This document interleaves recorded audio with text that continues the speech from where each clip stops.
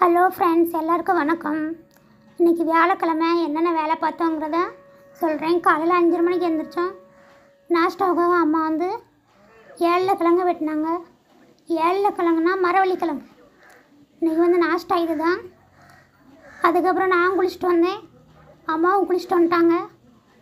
அம்மா குளிச்சுட்டு என்னோடய துணியும் அவங்க துணியும் துவைச்சிட்டு வந்தாங்க. காய போட்டுட்ருக்காங்க. இங்கே காலையில் தண்ணி வரும்.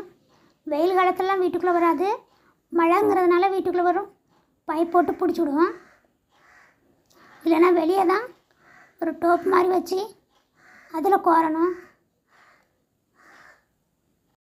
குளிக்க போகிறதுக்கு முன்னாடி ஏழுக்கிழங்குலாம் அவிச்சு வச்சுட்டாங்க. இனி வெறும் காஃபி மட்டும் தான் போடணும். பால் இனிமேல் தான் வரும். இங்கே வந்து பசும்பால் வீட்டுக்கு கொண்டு வந்து தருவாங்க. இங்கே அதிகமாக யாரும் பாக்கெட் பால்லாம் வாங்குறதில்ல. பசும்பாலே கிடைக்கும். அதனால் எல்லோரும் பசும்பால் தான் வாங்குவாங்க. 2 பண்ணை இருக்குது, பால் பண்ணை. எங்கே வேணாலும் வாங்கிக்கலாம். காலையில் சாயந்தரம் 2 டைமும் வாங்கிக்கலாம். நாங்கள் வந்து பண்ணையில் வாங்க மாட்டோம். அது எங்களுக்கு ஒரு பொண்ணு கொண்டு தந்துட்டு போவோம். இந்த பார்த்திங்களா, பால் வாங்கியாச்சு. இப்போ அம்மா குருவிக்கு செடிக்கெலாம் தண்ணி ஊற்றுறாங்க. குருவிக்கில் தண்ணி ஊற்றி வச்சா குருவி காக்கெல்லாம் வந்து குடிக்கும். அப்புறம் ப்ரௌனிக்கு டப்பாவில் தண்ணி கோரி வச்சுருவாங்க. இனி பைப்பை கட்டணும். இந்த பைப்பை கட்டுறது ஒரு பெரிய வேலை. ரொம்ப வெயிட்டாக இருக்கும். திருகி வேற வரும். ரொம்ப கஷ்டமாக இருக்கும்.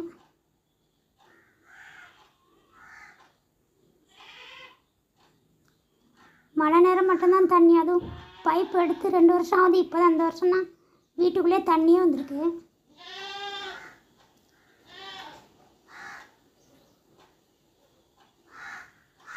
ஸோ அம்மா பைப்பை கட்டி அதை கட்டில் பக்கத்தில் இந்த சைடில் வச்சுருவாங்க. இதுக்கப்புறம் தான் ப்ரௌனி அவுத்து விடுவாங்க. காலையில் 5-6 மணி போல் உள்ள ஒரு மேலே கட்டி வச்சுருவோம்.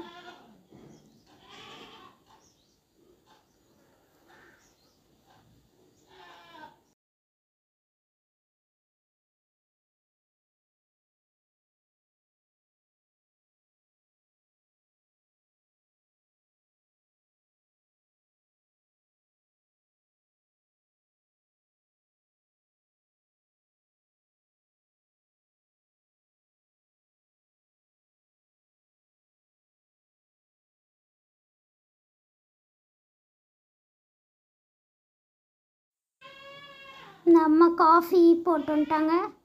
ஏழுக்கிழங்கு அவிச்சிட்டு வந்துட்டாங்க.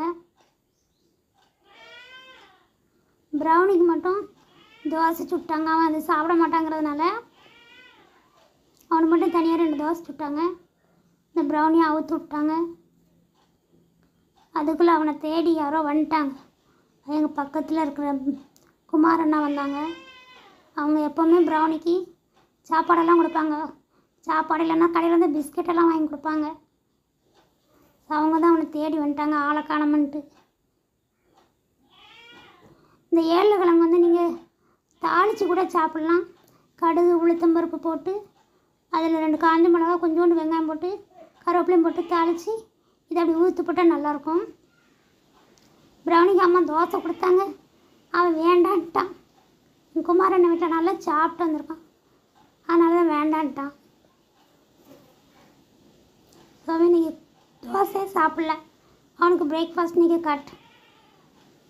நானும் அம்மாவும் ஏழுக்கிழங்கு சாப்பிட்டோம். நல்லா இருந்துச்சு. இது ஏழுக்கிழங்குன்னு சொல்லலாம், மரவள்ளிக்கிழங்கு சொல்லலாம், கப்பக்கிழங்கு சொல்லலாம், கம்பு கிழங்கு சொல்லலாம், குச்சி கிழங்கு சொல்லலாம், எப்படி வேணாலும் சொல்லலாம். ஆனால் நல்லாயிருக்கும். கன்னியாகுமரி பக்கத்தில் வந்து வேறு மாதிரி கூட்டு மாதிரிலாம் வச்சு சாப்பிட்டாங்க. யூடியூப்பில் பார்த்துருக்கேன். எங்களுக்கு அதெல்லாம் வைக்க தெரியாது.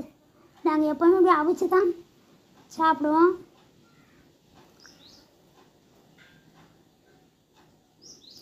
ஏழுக்கிழங்கு கூட சந்தையிலேருந்து வாங்கின அந்த வாழைப்பழம் இருந்துச்சு, அதுவும் தந்தாங்க. பார்த்திங்களா, மாவு மாதிரி இருக்கும் அந்த கிழங்கு. சாப்பிட ரொம்ப டேஸ்ட்டாக இருக்கும். மஞ்சத்தூள் உப்பு மட்டும்தான் போட்டு அவிக்கணும். அவருக்கு டிஃபன் வேண்டான்னு அவர் அப்படியே பக்கத்தில் படுத்துட்டார். அப்புறம் சாப்பிட்டு முடித்து கொஞ்சம் கழிச்சு ரொம்ப டயர்டாக இருந்துச்சா படுத்தேன்னா பக்கத்தில் கால் மேலே வந்து தலை வச்சு படுத்துக்கிட்டோம். இந்த வீடியோ பிடிச்சிருந்தா லைக் பண்ணுங்கள், ஷேர் பண்ணுங்கள். வீடியோ பார்த்ததுக்கு நன்றி.